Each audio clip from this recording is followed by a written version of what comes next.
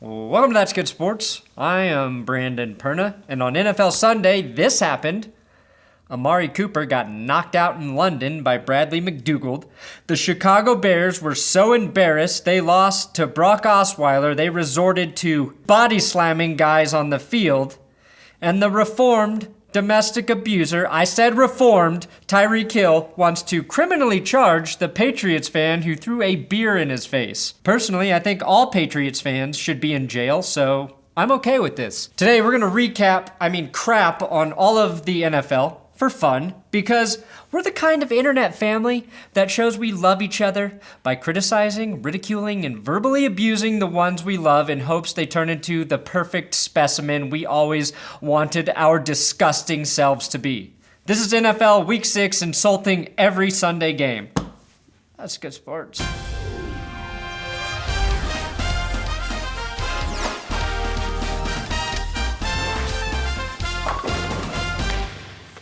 Ow.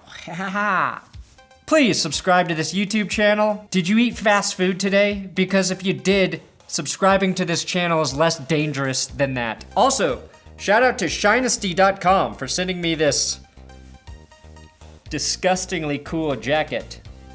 Not a paid sponsor, they just sent me this shit, so check them out if you want a ridiculous suit. Now let's start by going back to Thursday. I know I said Sunday games, so let's talk about Thursday Night Football, where the Eagles destroyed the Giants 34-13. In that romping, the Eagles, for the second time in the last year, did the impossible. First, Nick Foles wins Super Bowl MVP by defeating the Patriots, and now, Philly is making the world of football fans believe, hey, maybe Ben McAdoo wasn't as bad as his haircut made him appear. Another record, by the way, Tom Brady has owned for years. One nobody will ever break unless John Gruden suddenly remembers it's not 2003 and he needs to learn to coach in a 2018 style football game. The Los Angeles Chargers manhandled Cleveland 38-14. The story in this game was that Chargers kicker Caleb Sturgis was out with an injury.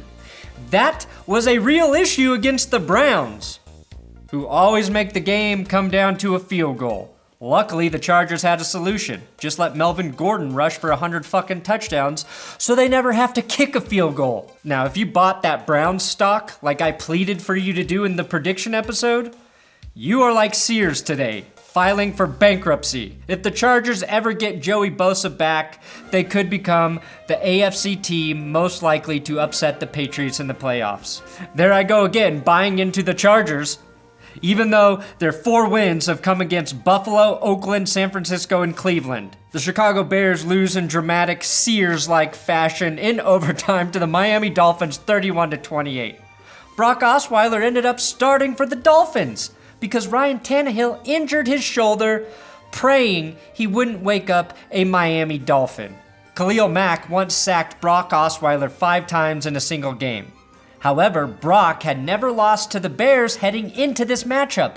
Osweiler's victory will look even more impressive if Chicago defeats New England this weekend. If the Bears don't beat the Patriots, hopefully they audition to become the best team in the XFL by doing this to Tom Brady. God, I would pay so much money to see that. Now, it looks like Brock Osweiler, for his entire career, was just one Albert Wilson away from being elite. The only person happier than Brock Osweiler on Sunday was Kenyon Drake, who fumbled at the goal line, nearly costing the Dolphins the win, becoming the first Kenyon not to cross the finish line after a marathon of a game. Carolina Panthers lose to the Washington Redskins 23-17. It does feel like the Redskins organization is living in the past. If the racist logo doesn't remind you of simpler times, maybe saying Alex Smith throws a wide open touchdown pass to Vernon Davis will. Alex Smith and Vernon Davis, the most promising young QB tight end combo of 2006. Josh Norman was benched last week for keeping his headphones on at halftime and not listening to his coaches. Well, that's the story the liberal media wants you to believe. The truth, the real truth, Jay Gruden was just pissed Josh Norman was listening to Cardi B covers of 6ix9ine Elton John covers, which for some reason just sounds like Carrie Underwood songs. The good news, if you're a Washington fan, is the Skins are the most balanced team in the NFL according to Dan Steinberg. They are 1-1 in their last 2, 2-2 in their last 4, 3-3 in their last 6, all the way up to 18-1 in their last 37. Never bad enough to really get better through the draft, but never good enough to get into the postseason. Typical Washington, am I right? They're just like politicians, never good enough to actually help the people who voted for them, but never evil enough to be rotting in prison. The New York Jets crushed the Colts 42-34. Frank Reich's goal this season is to make sure Andrew Luck isn't lying about the health of his arm. He's gonna make Luck throw the ball 800 times this season. The Colts' first offensive play was symbolic of how I think their entire season will continue to proceed. A screen pass that bounces off of Marlon Mack's hands, returned for a touchdown by the New York Jets. Andrew Luck was like, I spent 2 years rehabbing my fucking arm for this? For this? The Jets are now back to 500 at 3-3, which means this is officially the toughest the AFC East has been for the Patriots ever. When the Jets play the Patriots, though, this is probably what will happen to their team. Pittsburgh Steelers in a thrilling 28-21 victory over the Cincinnati Bengals. Juju Smith-Schuster became the first player in NFL history to be down by contact of the head on the half-yard line. The only player's head who has prevented him from scoring more is Blake Bortles. And Vance McDonald is becoming my favorite player to watch on Sundays. He's like Marshawn Lynch at tight end. Defenders can't bring him down, he looks to punish tacklers, and he's deadlier than actual McDonald's, which is really saying something when you look at the rates of heart disease in this country, which announcer Ian Eagle pointed out during the broadcast, calling the Bengals the cardiac cats. I call them the cardiac arrest cats because they keeled over in this game, possibly a result of too much McDonald's. And back when they had Pac-Man Jones, they used to just be called the arrest cats. Tampa Bay Buccaneers, losers in Atlanta. Falcons win 34-29. The Falcons broke their losing streak, but not Julio Jones's touchdownless streak. Fitzmagic is a certified illusionist, but Jameis Winston is just a glorified street performer whose biggest secret is being revealed. He's just not that good.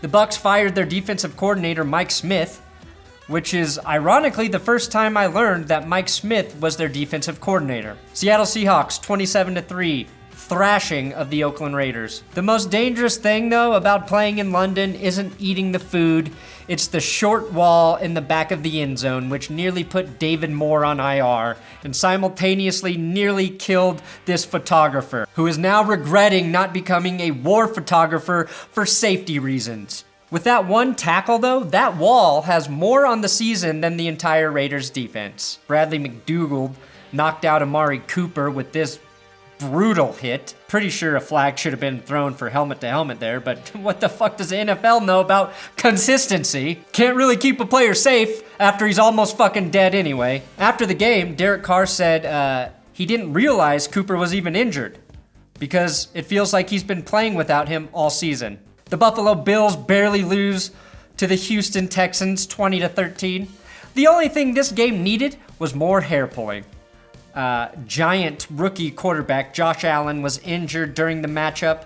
Buffalo led late, but thanks to Nathan Peterman and a pick six, the Texans defeat the Bills, which is a shame because only good teams lose to the Bills.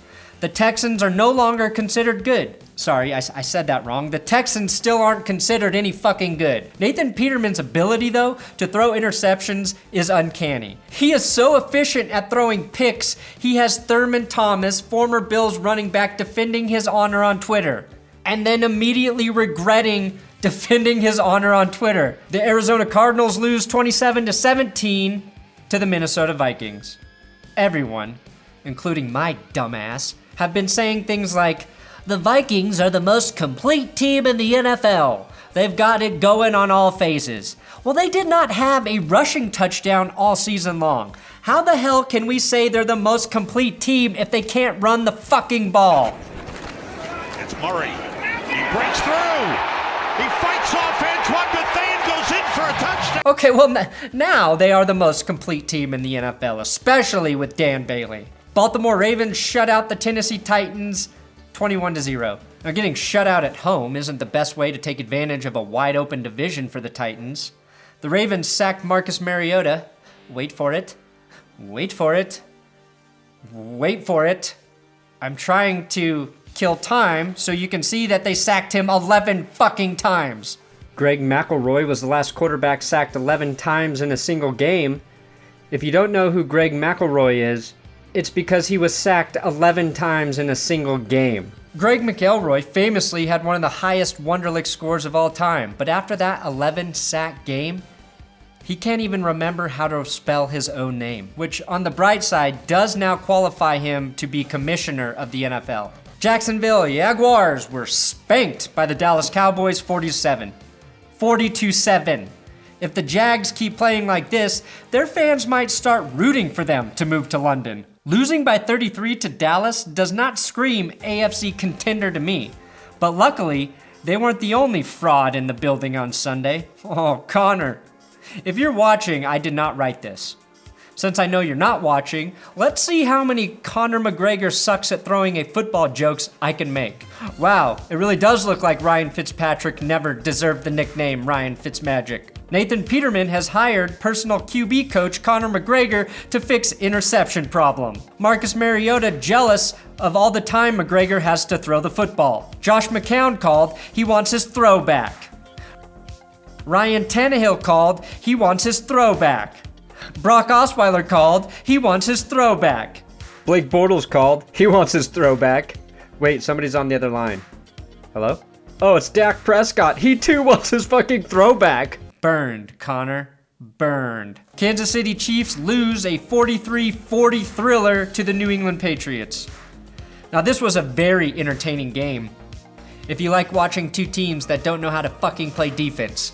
Pro Football Talk posted this tweet: Chiefs on pace to give up most yards in NFL history. Part of the reason is the NFL has players terrified to tackle quarterbacks. Disgusting propaganda by the NFL. Just like when the US government said you could get pregnant with an STD by smoking weed on a toilet seat in a public restroom. Boy, did that set our country back for decades. It was rookie Breeland Speaks who was too scared to sack quarterback Tom Brady, basically costing the Chiefs the game. Now, I'm not sure if opposing defenders or his own teammates were more afraid of Tom Brady. Just listen to Gronk immediately obeying Tom's commands. Redskins. Second and 8. Stand up. Gronk is like a tiger, and Tom is like Siegfried and Roy, for many reasons. Gronk could devour Tom Brady at any time, which I do hope happens on live TV, but until then, he obeys and puts on a stunning show every week. Now, Tyreek Hill proved yet again that he's faster than the Patriots defense, but not the quick draw beer hand of the bud slinger and bird flippers in the front row at Gillette Stadium. And again, yes, Tyreek Hill wants to prosecute the fan who threw the beer on him. Hill said he cannot stand for the taste of light beer to touch his tongue. Had it been a craft beer, he would have let it slide. In this situation, Tyreek Hill, Patriots fan, choosing which side to be on is a real Sophie's choice. And finally, you have the redemption story. Mason Crosby kicks game winner against the San Francisco 49ers, a 33-30 victory in the last seconds. He made all of his field goals tonight. And Aaron Rodgers, just Jesus. How good is he? Better than Tom Brady good, I'll tell you that. Way better than Tom Brady good.